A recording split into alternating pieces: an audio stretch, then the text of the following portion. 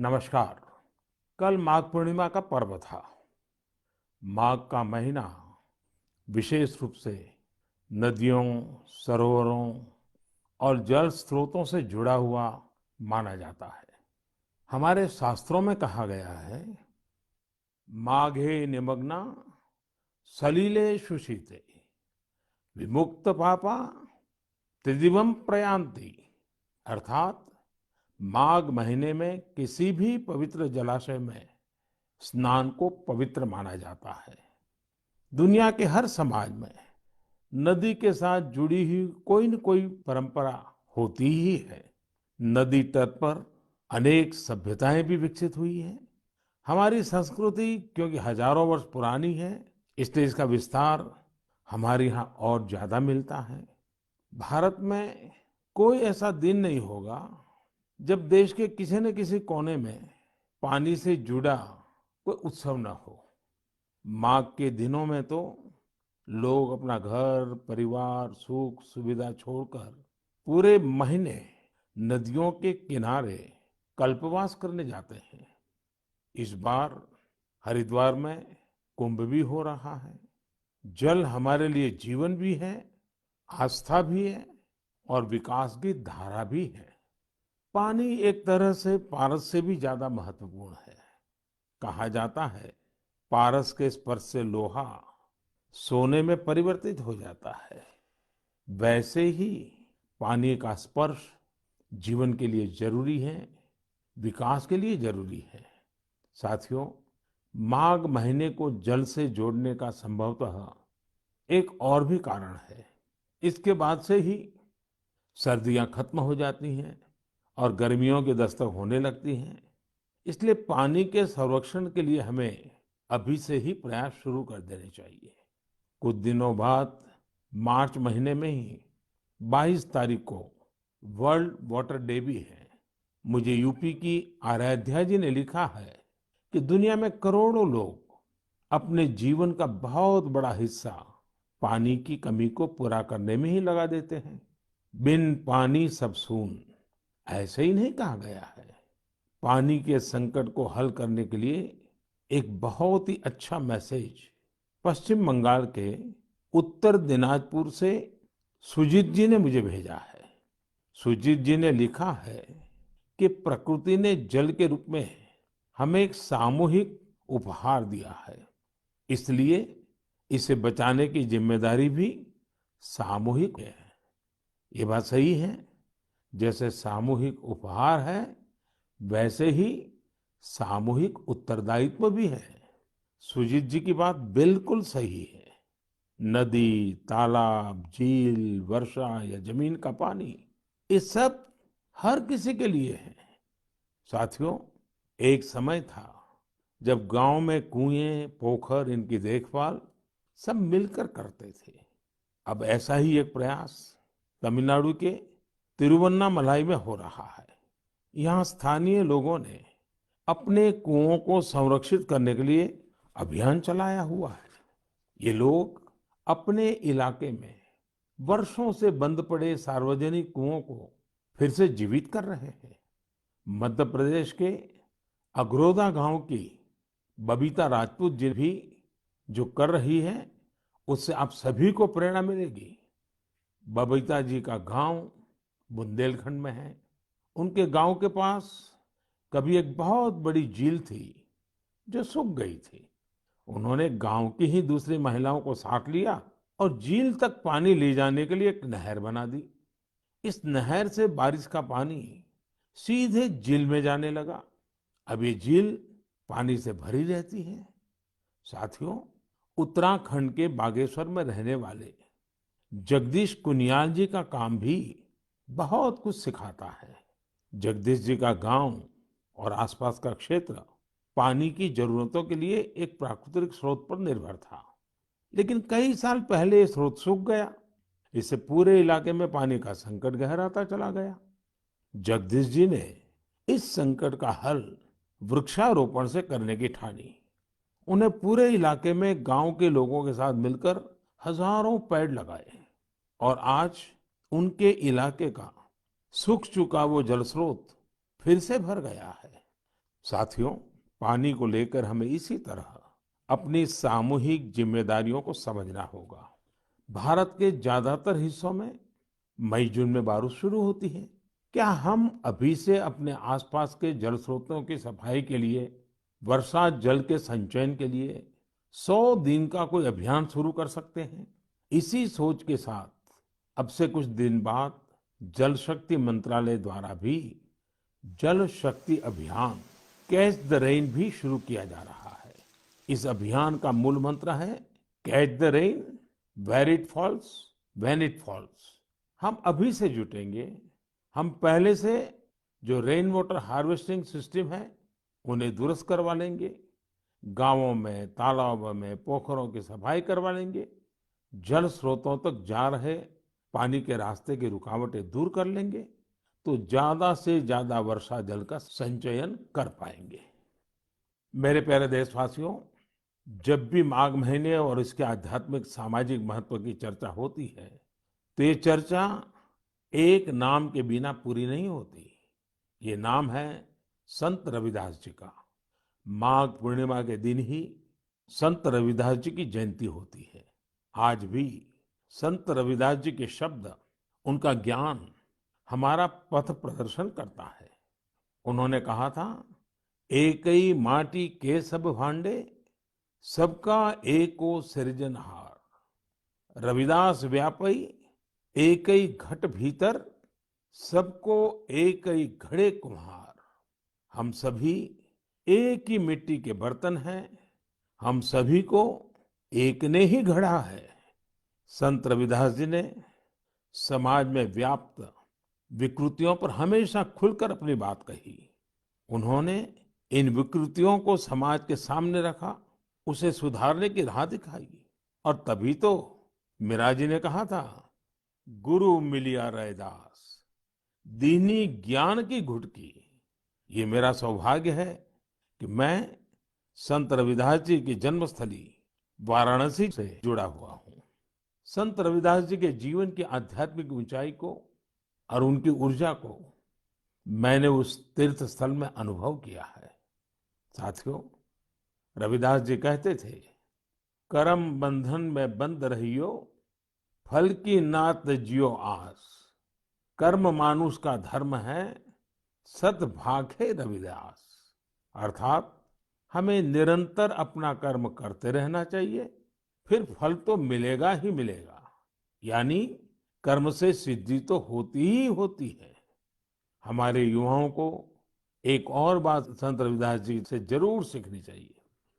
युवाओं को कोई भी काम करने के लिए खुद को पुराने तौर तरीकों में बांधना नहीं चाहिए। आप अपने जीवन को खुद ही तय करिए, अपने तौर तरीके भी खुद बनाइए और अपने लक्ष्य भी खुद ही तय करिए। अगर आपका विवेक, आपका आत्मविश्वास मजबूत है, तो आपको दुनिया में किसी भी चीज से डरने की जरूरत नहीं है। मैं ऐसा इसलिए कहता हूँ क्योंकि कई बार हमारे युवा एक चली आ रही सोच के दबाव में वो काम नहीं कर पाते जो करना वाकई उन्हें पसंद होता है। इसलिए आपको कभी भी नया सोचने, नया करने में संकोच नहीं करना चाहिए। इसी तरह संत रविदास जी ने एक और महत्वपूर्ण संदेश दिया है। ये संदेश है अपने पैरों पर खड़ा होना। हम अपने सपनों के लिए किसी दूसरे पर निर्भर रहें, ये बिल्कुल ठीक नहीं है। जो जैसा है वैसा चलता रहे, रविदास जी कभी भी इसके पक्ष में नहीं थे। और आज हम देखते हैं कि देश का युवा भी इस सोच के पक्ष में बिल्कुल नहीं है। आज जब मैं देश के युवाओं में इनोवेटिव स्पिरिट देखता हूँ, तो मुझे लगता है कि हमारे युवाओं पर संत रविदास जी को जरूर गर्व होता। मेरे प्यारे देशवासियों, आज नेशनल साइंस डे भी है। आज का दिन भारत के महान वैज्ञानिक डॉक्टर सीवी रमन जी द्वारा की गई रमन इफेक्ट खोज को समर्पित है। केरल से योगेश्वरन जी ने नमो ऐप पर लिखा है कि रमन इफेक्ट की खोज ने पूरी विज्ञान की दिशा को बदल दिया था। इससे जुड़ा हुआ एक बहुत अच्छा संदेश मुझे नासिक के स्नेहिल जी ने भी भेजा है। स्नेहिल जी ने लिखा है कि हमारे देश के अनगिनत वैज्ञानिक हैं जिनके योगदान के बिना साइंस इतनी प्रगति नहीं कर सकती थी। हम जैसे दुनिया के दूसरे वैज्ञानिकों के बारे में जानते हैं, वैसे ही हमें भारत के वैज्ञानिकों के बारे में भी जानना चाहिए। मैं भी मन की बात के इन श्रोताओं की बात से सहमत हूँ। मैं जरूर चाहूंगा कि हमारे युवा भारत के वैज्ञानिक इतिहास को, हमारे वैज्ञानिकों को जाने, समझे और खूब पढ़ें। साथियों, जब हम साइंस की बात करते हैं, तो कई बार इसे लोग फिजिक्स, केमिस्ट्री या फिर लैब्स तक ही सीमित कर देते हैं। लेकिन साइंस का विस्तार तो इससे कहीं ज्यादा है। और आत्मनिर्भर भारत अभियान में साइंस की शक्ति का बहुत योगदान भी है।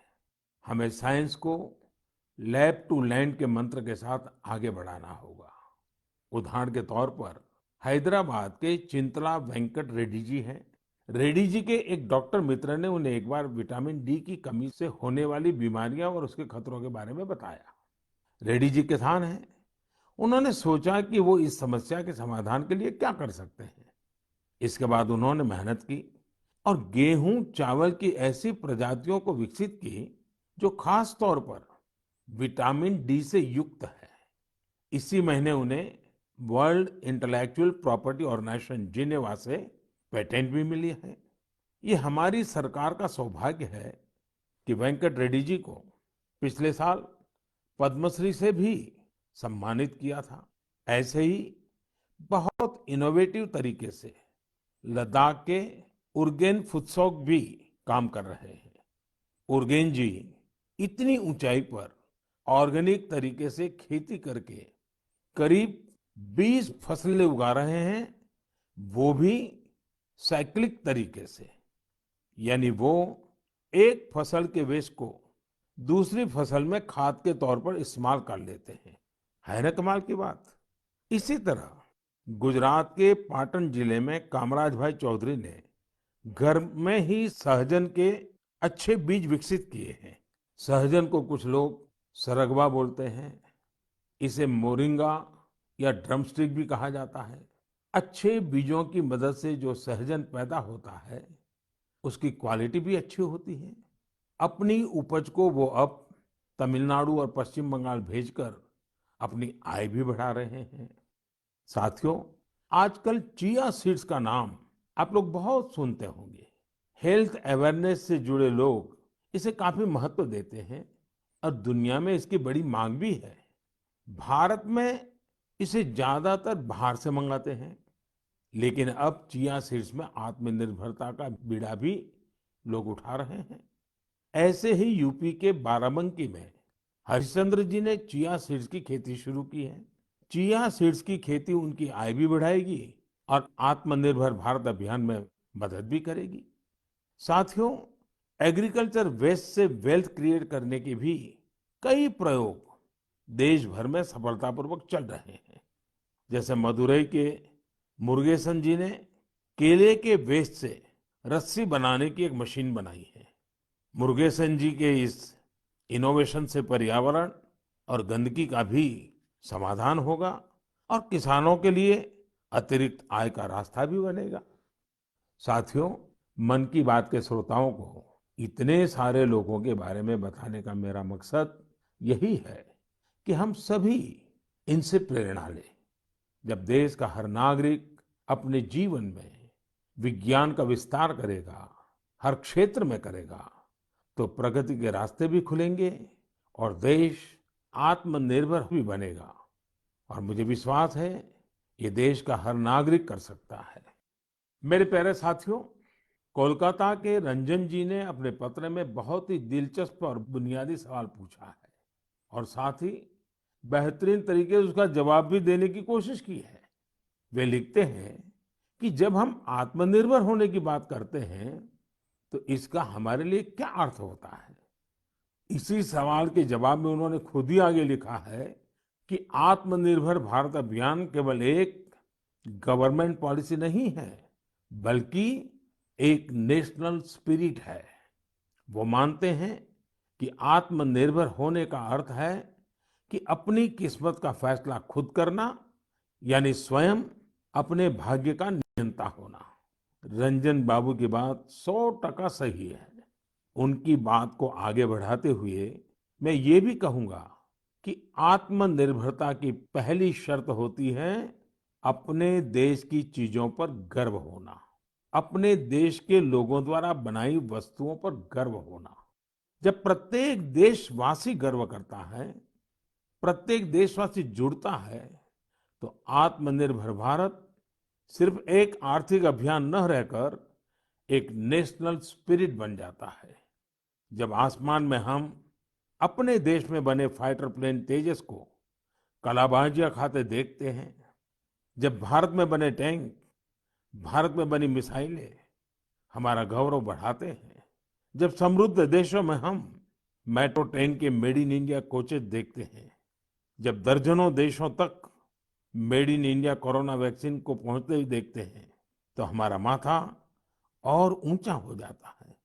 और ऐसा ही नहीं है कि बड़ी बड़ी चीजें ही भारत को आत्मनिर्भर बनाएगी। भारत में बने कपड़े, भारत के टैलेंटेड कारीगरों द्वारा बनाया गया हैंडीक्राफ्ट का सामान, भारत के इलेक्ट्रॉनिक उपकरण, भारत के मोबाइल, हर क्षेत्र में हमें इस गौरव को बढ़ाना होगा। जब हम इसी सोच के साथ आगे बढ़ेंगे, तभी सही मायने में आत्मनिर्भर बन पाएंगे। और साथियों, मुझे खुशी है कि आत्मनिर्भर भारत का ये मंत्र देश के गांव-गांव में पहुंच रहा है। बिहार के बेतिया में यही हुआ है, जिसके बारे में मुझे मीडिया में पढ़ने को मिला। बेतिया के रहने वाले प्रमोद जी दिल्ली में एक टेक्नीशियन के रूप में एलईडी बल्ब बनाने वाली फैक्ट्री में काम करते थे। उन्होंने इस फैक्ट्री में कार्य करने के दौरान पूरी प्रक्रिया को बहुत बारीकी से समझा। लेकिन कोरोना के दौरान प्रमोद जी को अपने घर वापस लौटना पड़ा। आप जानते हैं, लेकिन कोरोना के दौरान प्रमोद जी को अपने घर वापस लौटना पड़ा। आप जानते हैं, लौटने के बाद प्रमोद जी ने क्या किया? उन्होंने खुद एलईडी बल्ब बनाने की छोटी सी यूनिट ही शुरू कर दी। उन्होंने अपने क्षेत्र के कुछ युवाओं को साथ लिया और कुछ ही महीनों में फैक्ट्री वर्कर से लेकर फैक्ट्री ओनर बनने तक का सफर पूरा कर दिया। वह भी अपने ही घर में रहते हुए। एक और उदाहरण है यूपी के गढ़ मुक्तेश्वर का। गढ़ मुक्तेश्वर से श्रीमान संतोष जी ने लिखा है कि कैसे कोरोना काल में उन्होंने आपदा को अवसर में बदला। संतोष जी के पुरखे शानदार कारीगर थे, चटाई बनाने का काम करते थे। कोरोना के समय जब बाकी काम रुके, तो इन लोगों ने बड़ी ऊर्जा और उत्साह के साथ चटाई जन उन्हें न केवल उत्तर प्रदेश से भी चटाई के ऑर्डर मिलने शुरू हो गए। संतोष जी ने यह भी बताया है, इससे इस क्षेत्र की साथियों, देश भर में से कई उदाहरण हैं जहां लोग आत्मनिर्भर भारत अभियान की तरह से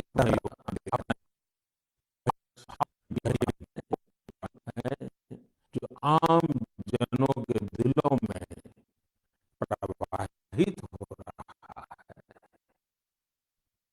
मेरे प्यारे देशवासियों,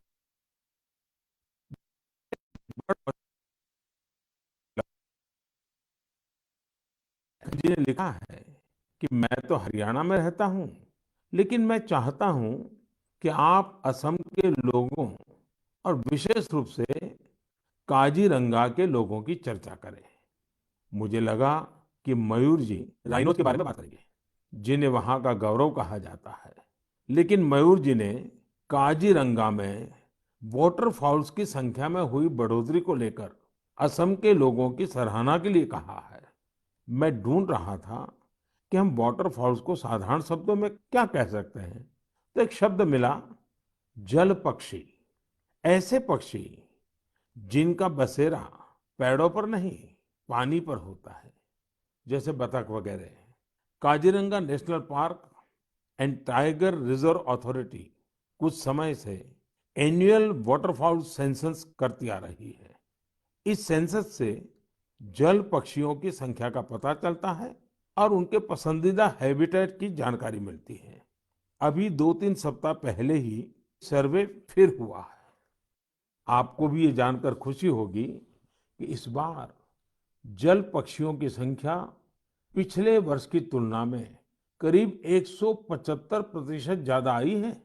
इस सेंसस के दौरान काजीरंगा नेशनल पार्क में बर्ड्स की कुल 112 स्पीशीज को देखा गया है।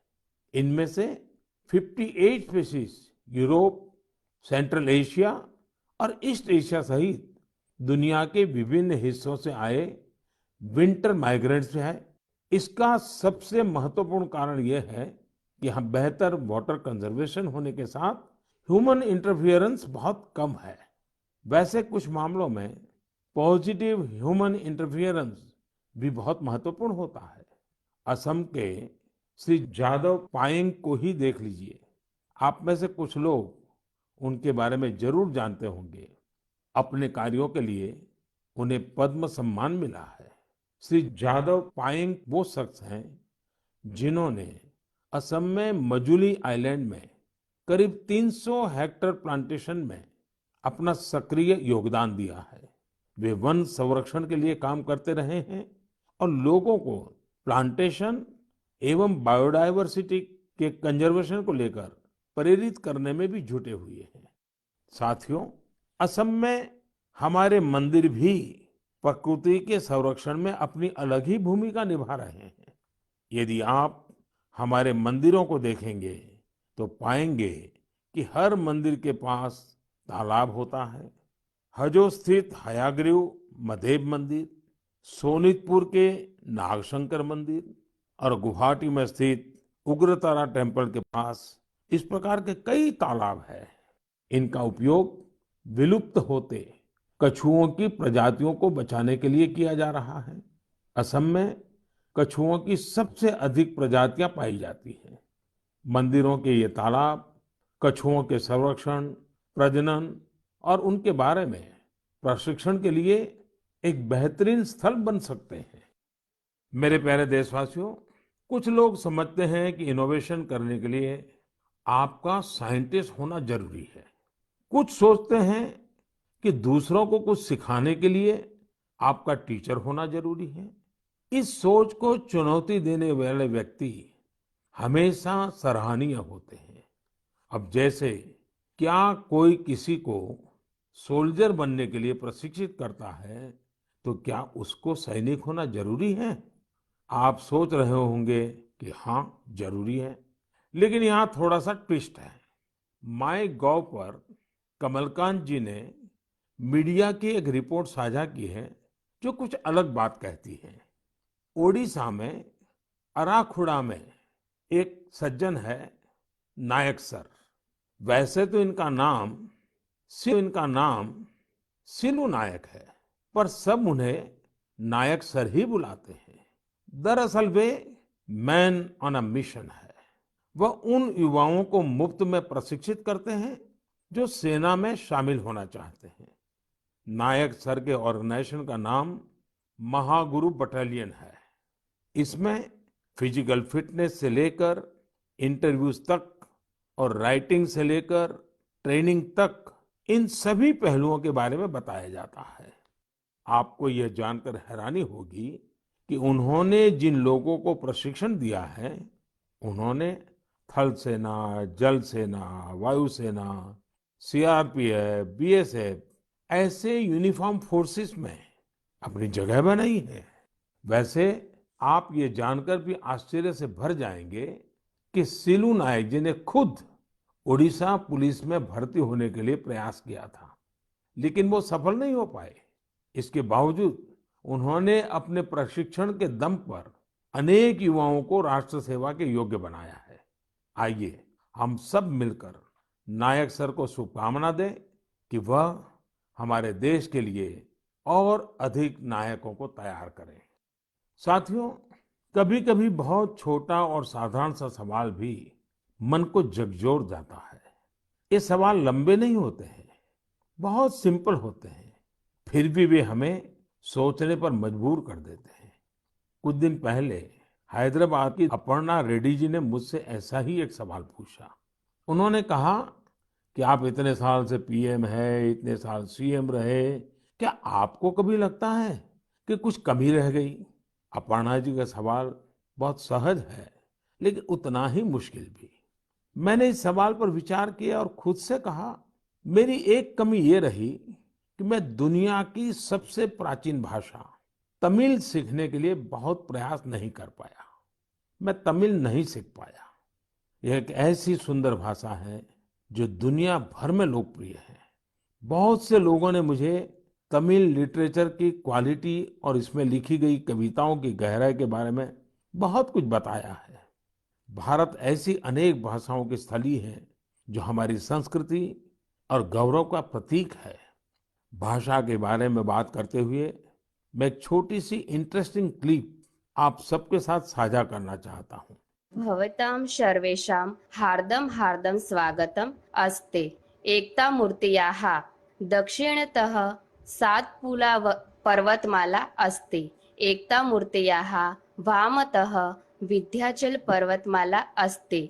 एकतामूर्त्याः नर्मदानदीस्य उपरि भागे वर्तते। अहम् एकतामूर्त्याः कार्यकर्ता अस्ति। सरदार वल्लभभाई पटेलः लोह पुरुषः इति उच्यते। दरअसल अभी जो आप सुन रहे थे वो स्टैच्यू ऑफ यूनिटी पर एक गाइड संस्कृत में लोगों को सरदार पटेल की दुनिया की सबसे ऊंची प्रतिमा के बारे में बता रही है। आपको जानकर खुशी होगी कि केवड़िया में 15 से ज्यादा गाइड धारा प्रवाह संस्कृत में लोगों को गाइड करते हैं। अब मैं आपको एक और आवाज सुनवाता हूँ। कन्निकं प्रक्षेपकाय काला ब्रह्मचारी कन्दुकं प्रक्षिप्तवान् तदा तदा संस्कृत महाविद्यालयस्य दलनायकः अखिलेश पाण्डेयः तीव्रगत्या कण्ठफलकेन कन्दुकं ताडितं तदा आकाशमार्गेण उड्डयन् कन्दुकं सीमारेखातः बहिर्गतं खड्गधावनम्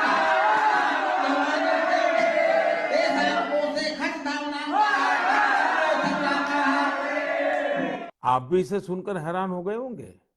दरअसल ये संस्कृत में की जा रही क्रिकेट कमेंट्री है। वाराणसी में संस्कृत महाविद्यालयों के बीच एक क्रिकेट टूर्नामेंट होता है।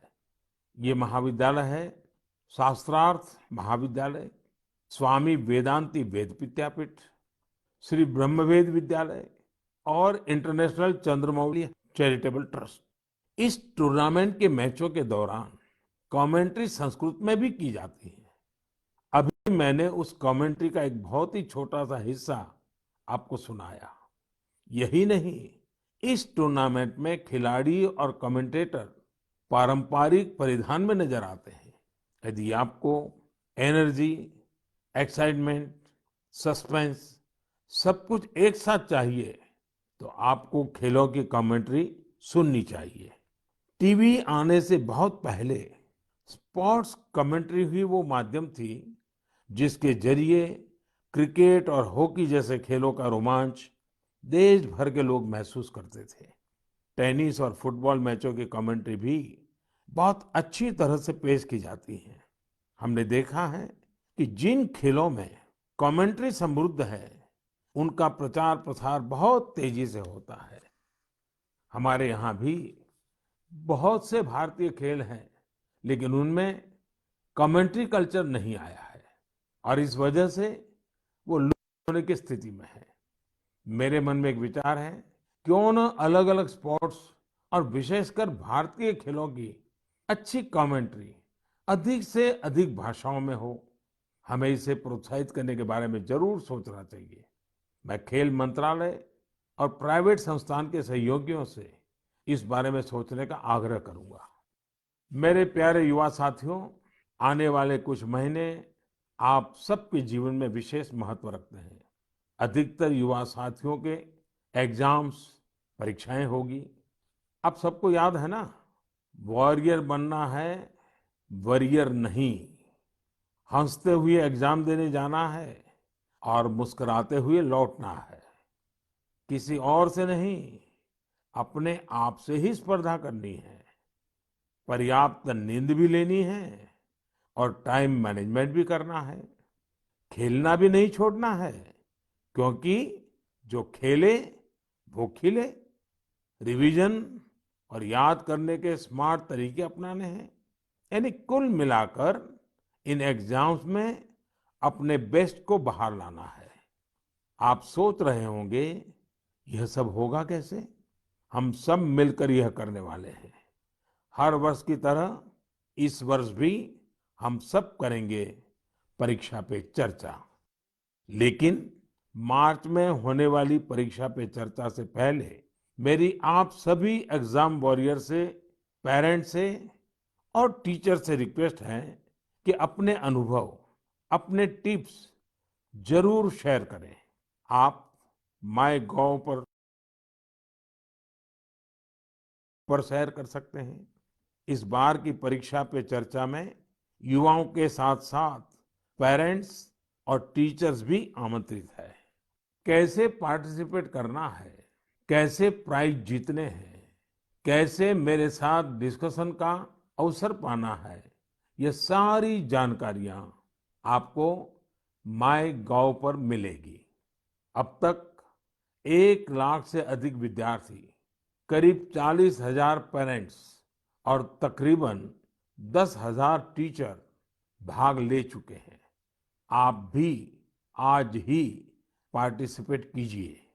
इस कोरोना के समय में मैंने कुछ समय निकालकर एग्जाम वॉरियर बुक में भी अब इसमें पेरेंट्स के लिए भी कुछ मंत्र ऐड किए गए हैं। इन मंत्रों से जुड़ी ढेर सारी interesting activities Narendra Modi app पर दी हुई है, जो आपके अंदर के एग्जाम वॉरियर को इग्नाइट करने में मदद करेगी। आप इनको जरूर ट्राई करके देखिए। सभी युवा साथियों को आने वाली परीक्षाओं के लिए बहुत बहुत शुभकामनाएं।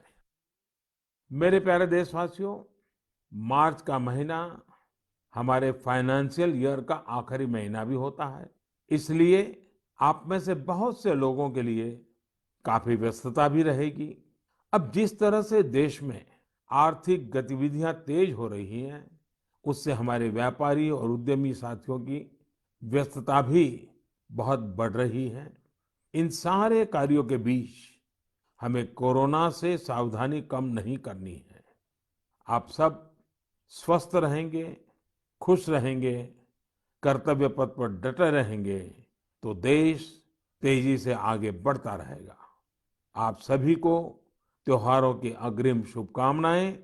साथ साथ कोरोना के संबंध में जो भी नियमों का पालन करना है, उसमें कोई ढिलाई नहीं आनी चाहिए। बहुत बहुत धन्यवाद।